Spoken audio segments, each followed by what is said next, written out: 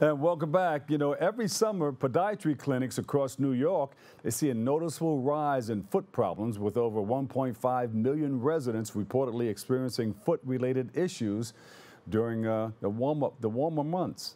And more than 30% of summer-related foot injuries going untreated until the symptoms become severe.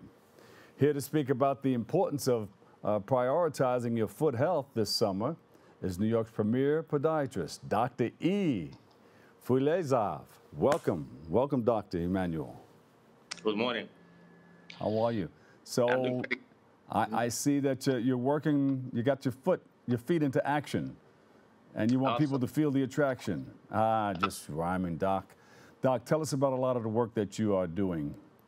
All right. Most of the conditions people come with painful hammertoes, bunions, toenail fungus, grown toenail, and most of those conditions, besides it being painful, is just embarrassing.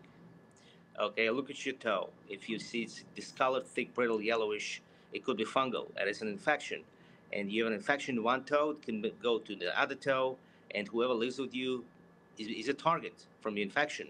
Yeah. Also, if you happen to have corns on your toes and they're painful, you have difficulty walking, wearing shoes, you try to avoid certain shoes, you wear corn patches, they don't help, and it's time to act now. A little surgery, a little procedure in the office can solve this issue once and for good.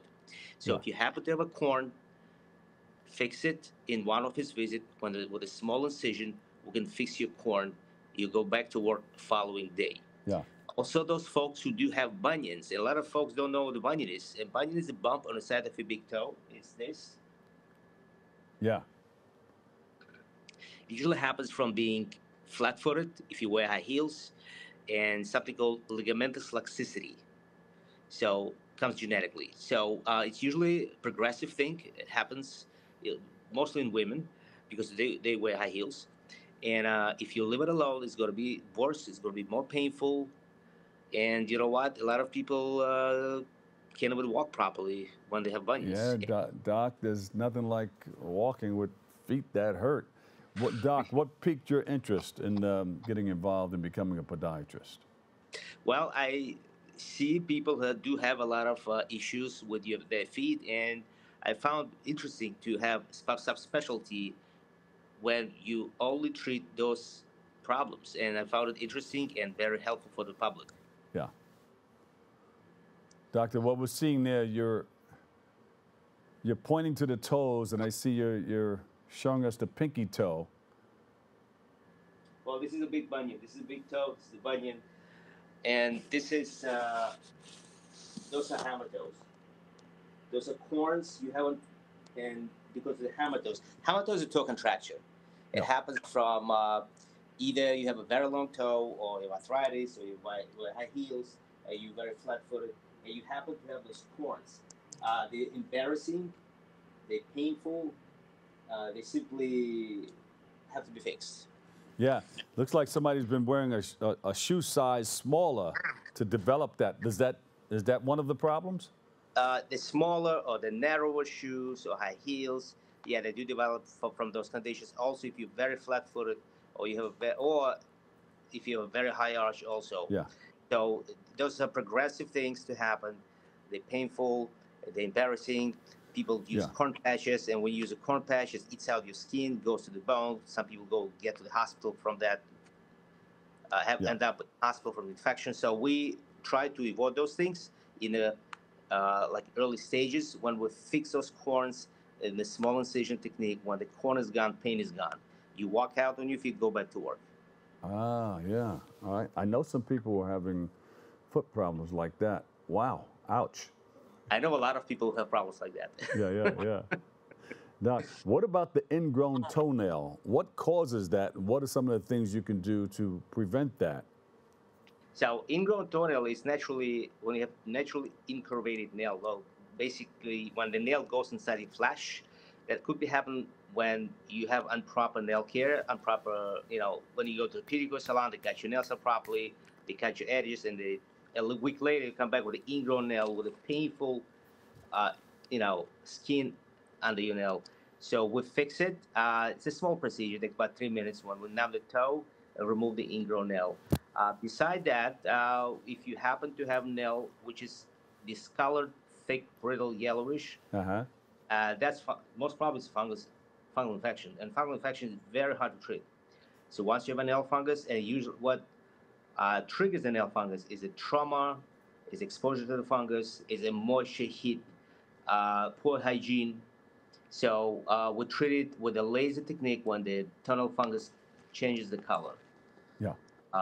And infection is gone, basically. But it's going to take a long time.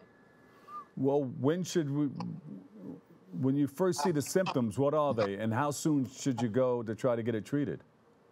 Well, symptoms for the bunions, you treat right away once you see you have a bunion and it's painful. Symptoms for the corn, if you happen to have corns on top of your toes and they're painful. So the minute you feel uncomfortable walking with your regular shoes, that's when you have to see a doctor and get the fix fixed. Yeah. If your nail gets changed in color, if it's yellowish, thick, brittle, it's probably fungal. You should treat it as soon as possible, since the fungal infection always looking for the healthy tissue. So if you have one nail fungal, it's going to go to the next nail and the next nail, and then it's going to be harder to treat. So the earlier you treat it, the better. Yeah. What are people coming to see you for the most? Corns and bunions. Yeah, also heel pain. Big thing is heel pain. Folks, if you wake up in the morning, you make a first step and it hurts a lot, you feel like you're stepping on a needle or a nail, it's probably heel spur. Happens from being overweight when you stand a lot. If you flat-footed, if you without arch, it happens a lot when you have a heel spur. So heel spur we treat various techniques, therapy, injections, something called a radio frequency nerve ablation or laser therapy. And they have to stay off of that heel and maybe lose some weight? Yeah, losing weight is a big thing. Yeah, so it's really triggered by the weight gain. Yeah. But we treat that condition even if you don't lose your weight. What's the most pain? Yeah. Go ahead. Heel pain, toenail fungus, ingrown nails, bunions, and hamartos, corns. Those are 5 major conditions I see my patients for.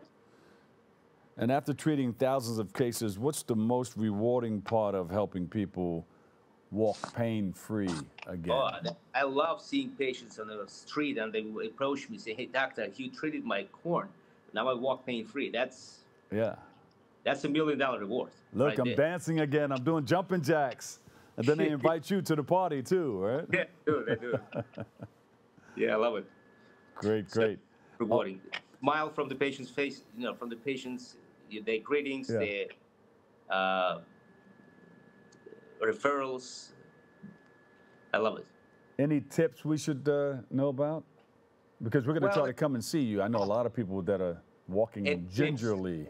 If you happen to have diabetes, so you have a triple risk to develop any kind of complications starting from your foot. Yeah. So you always have to look for any cuts, for any lesions, any fungal infection in your foot. So any concerns for neuropathy. Yeah. Neuropathy is a tingling, burning, numbness in your toes when you have diabetes. So in that case, if you have progressed diabetes, it happens to your toes and then to your eyes. You should see a podiatrist right away. So my answer to you, check your feet once a day at least. Check for the lesions, for the fungus. Yeah. And if you have corns and bunions, one visit will fix it. Yeah. Doctor, your calf muscles are attached to your ankles and, and all of that. I was walking up a ramp. I don't want to get into that when we're showing a lot of feet, a lot of footage. Right. But I was walking up a steep ramp on a stage hosting a show, and I think I ripped a calf muscle. Oh, okay. I'm going to get you from the foot to the calf. Okay, well, hopefully, it's just maybe you have a sprained strain injury, and I will have to look at it. Oh, you do calf muscles? I don't, but I can give you some advices. Oh, okay. Maybe, and it's a self-limiting problem. Yeah. When you rest something, any trauma, it's going to be self-limiting, it's going to be going away. Yeah, okay. Will it go away by itself if you rip a calf muscle? Usually, yes. Oh, okay. Usually, yes. Dr. Emmanuel Fuzaylov, DPM, podiatrist. Thank you so much for all the information that you've hit us with. And come back and share more, okay? Absolutely. A lot of people walking around with foot problems. They would like to come see you. Oh, yeah. See if that help. Have a nice day. We appreciate you, Doc. We appreciate you. Thank you.